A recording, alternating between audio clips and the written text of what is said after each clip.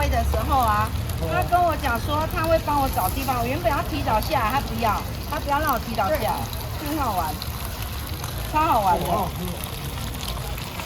他直接让我说，我自己每年都要结缘的斤数，都还要再跟他问请示过，我才有办法。所以今年是多少数量？今年他就是给我100斤的量而已。其他你再多做的话，他会不会让香灯脚来哦？我之前有一年不知道笨的弄了差不多快200斤，然后结果在虎尾天后宫完全都没有人来。那是你没有问他对不对？对，我就是没有请示过他，所以要一个尊重，人跟人跟还有神明都是一个尊重。我们跟白沙屯妈祖谢谢哈，这个是他给我的功课哈。好，谢谢白沙屯。